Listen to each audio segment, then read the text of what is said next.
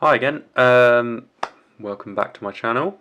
Today I'm going to be talking about different Polaroid film and what the different cameras are, what sort of the advantages are, and basically what the differences are between them. I currently own one of every type of Polaroid camera because I am obsessed.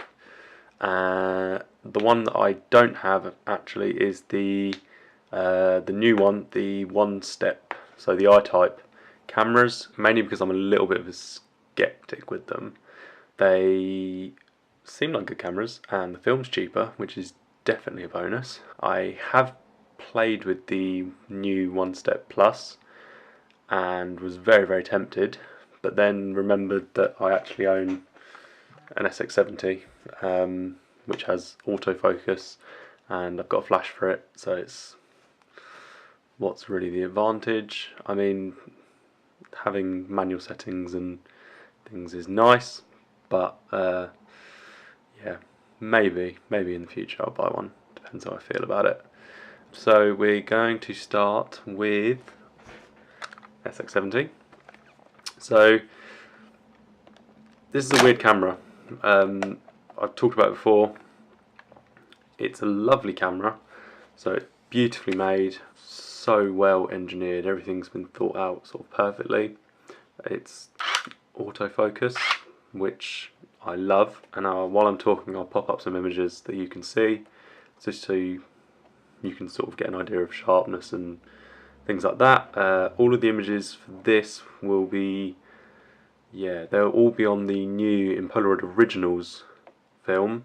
So I got this after the Polaroid Originals film came out and haven't shot any of the impossible stuff on it. The film for this is 160 ISO, so it's relatively low speed, and that's quite nice, means you can shoot in daylight and get still quite a nice depth of field. So it's an f8 lens. I haven't had any problems with it. It's been a beautiful camera.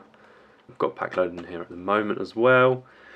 The film for it, the cartridge, is the same size as the 600. So let me just grab an empty cartridge that I can show you. This is an empty cartridge. That's why I wrote test on it. It's got a dark slide in there, basically just so I can test cameras if I ever get them. Yeah, it's kind of a standard.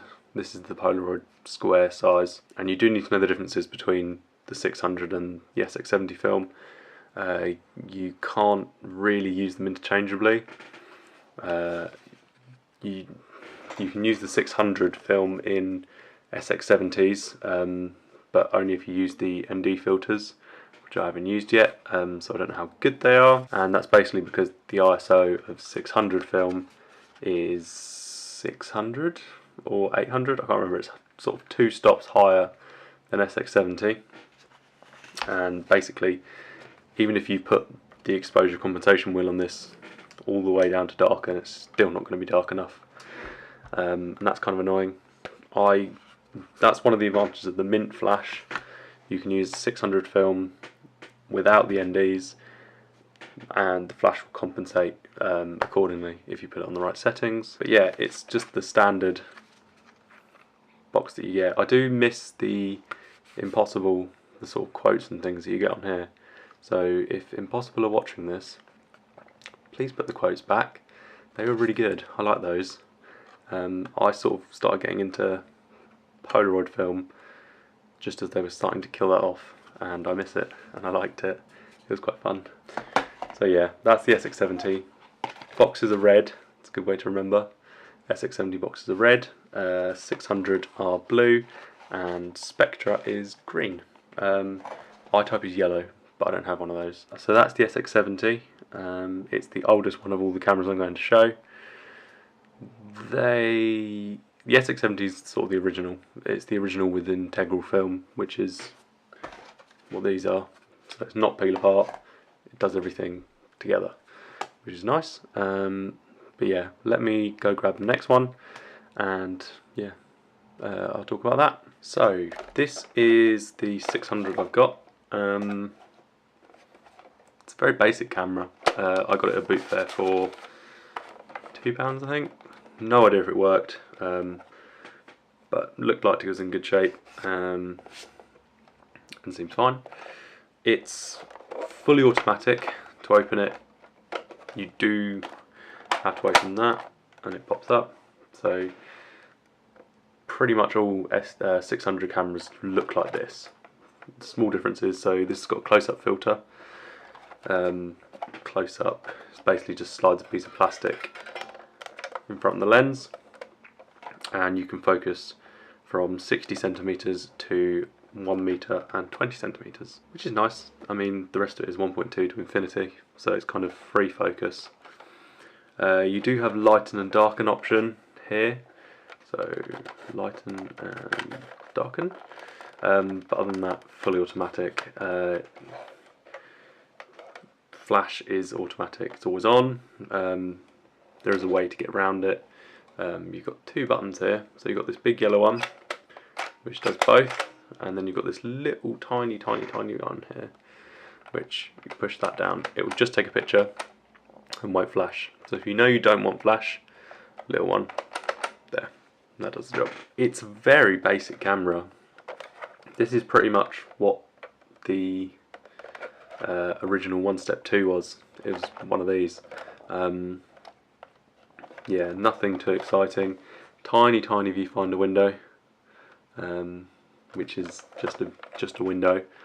So there's a little bit of parallax. You're not actually looking through the lens like you are with the SX70, but I will put a thing of film in here. So to open the door, there's a little lever here. Push that forward, pops open. So yeah, film Polaroid 600. So this is my SX70 pack. I actually haven't shot this camera in a very long time, so I'm not 100% sure it's going to work. It should. So SX70 film goes in. There you go. So it works. Yeah, it's a weird camera, just because once you've got an SX70, the quality of this is shit in comparison, which is kind of sad because I like this camera. It's one of the more modern Polaroid cameras. It was one of the last ones they made. I think it was the early 2000s they started making these. The blue one was for the European market, and then there was a green one which was for the American market, and they were affectionately nicknamed the whale, and the American one is nicknamed the frog. That's pretty much all there is with these. I'll show you the flash trick. So press the yellow one and it flashes. I'll wait for the flash to charge up again, and then I'll press the little one here. So it's from the green LED, flashes on and it's charged. I'll press just the green one, no flash. So that's a nice little trick for the 600 cameras. It's kind of the only main control you have over them. As I said, the 600 is 600 ISO. Let me just check that. 640 ISO. So yeah, 2 stops more than the SX70. And for these, the film looks like that. Blue, very nice blue. When was this produced?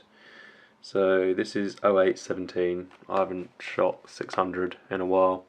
I bought it before I got the SX70 and haven't used it. I've also got a pack of the ice cream, was it the ice cream one? Ice cream pastel edition. Haven't used that either. Not sure why. I bought it because it looks cool. I didn't buy it really because I wanted pastel frames. And yeah, one day I'll use it, but not yet. Again, hopefully while I've been talking, or at least now, I will put up some 600 pictures. Don't have very many, and the ones I do have are sort of from a couple of years ago.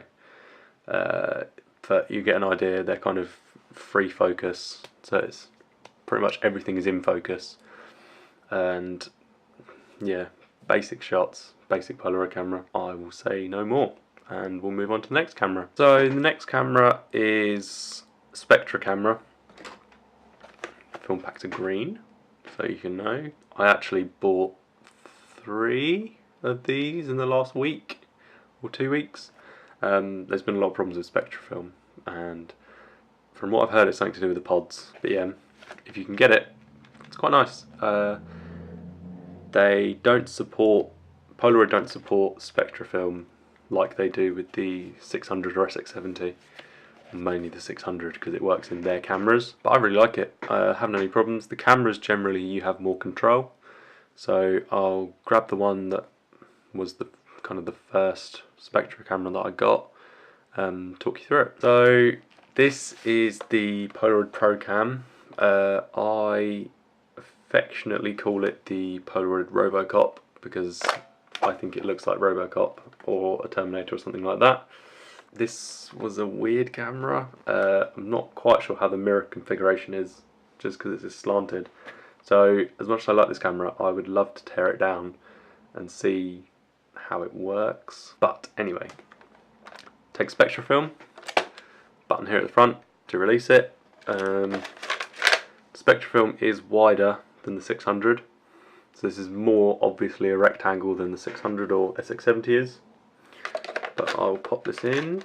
You can tell the last time I used this was a while ago because the rails on this, or the frame on this, has rusted, and it had rusted to the image that was in there. It's also an impossible cartridge because I got a load of Spectrafilm cheap because it was end of line when they changed over to Polaroid Originals. This is also the camera that I used in my animation, which is the first video on my channel. If you haven't seen that, recommend it. It's good animation, and I spent a very long time doing it. So yeah, check it out. With this camera, you do have slightly more controls. So let me close it again. So opening it turns it on basically, and that's with this one here. Push this up, and camera turns on. You've got the lighten and darken one here. It's basic really. You've got autofocus on or off. So this uses the sonar that the SX70 uses, which is nice because it's accurate, but does mean that it won't focus through things like glass or anything solid because it's sonar. It's sound waves and it will just bounce back. You've also got flash on or off, which is what this indicator is. So flash on and it's charging and then ready. You've also got a date stamp, which pisses me off a little bit because every single time you turn the camera off, turn it back on again, it automatically sets to January 1st, 1987. So every single time, if you want the date, you have to set it yourself, which is fiddly, or you can just press mode 3 times, twice, and it will go to dotted lines, which means it's off, which I do most of the time. I'm not a big fan of date stamps. I got this from work. I don't think the guy that traded it in used it very much. Let me just open this.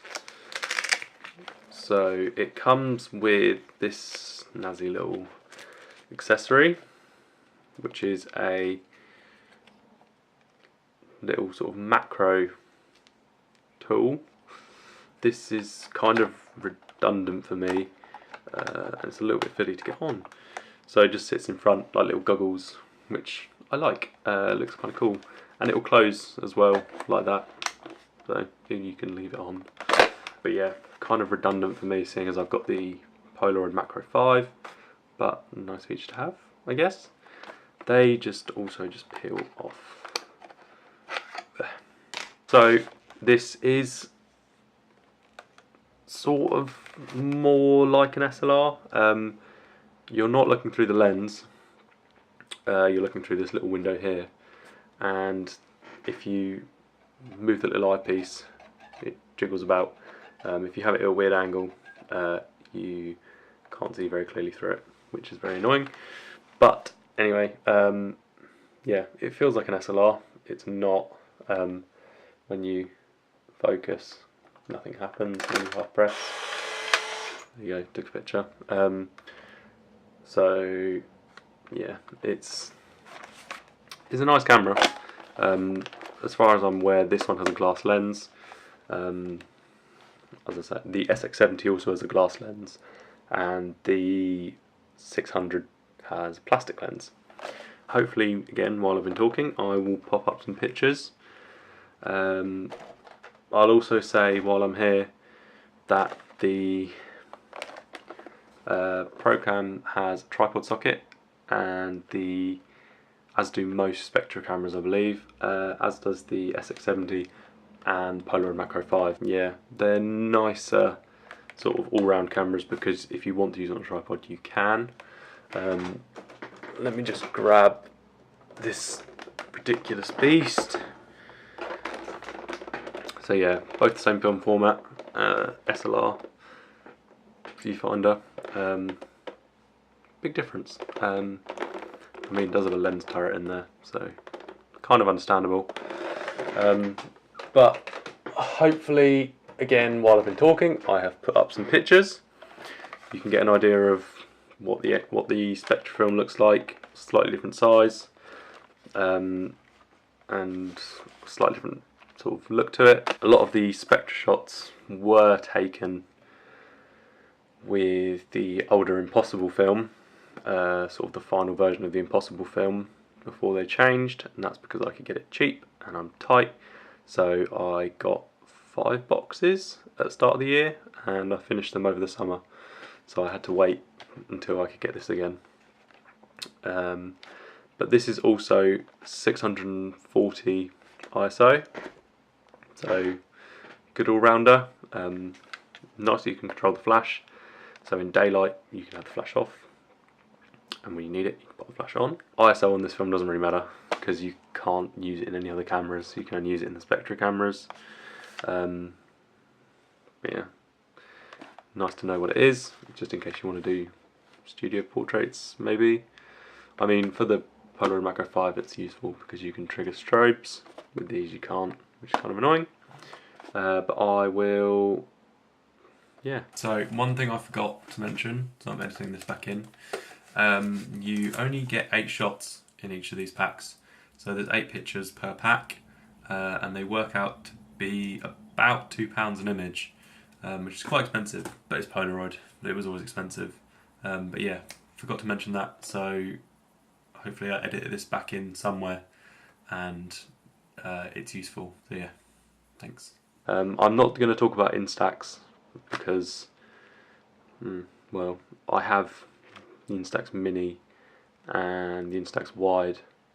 I'm going to have a Square soon, hopefully, but yeah, it's a little bit different to the Polaroid Originals. So I'll talk about those at another point, and yeah, hopefully I've been putting pictures up so you can get an idea of what's what, and if not, I will shut up now and put some up here. Those are the 3 different types of Polaroid film, and the cameras respectively. Yeah, the main thing you need to look out for is remember the colour. That's the easiest way I do it. If I'm not sure on one, just green Spectra, blue 600 and red SX70. And if you have an I-type, you're looking for yellow. So I hope that was helpful. Get an idea for all the different cameras, what they do, and sort of what the differences are between them. As I say, there are some similarities between them, but not many. Sorry I don't have an I-type, otherwise I would show you what that can do. But yeah, this is just me talking about the original Polaroid cameras that use Polaroid Originals film. And yeah, hopefully you found it useful. Thank you as always for watching, and I will see you in the next video. Cheers.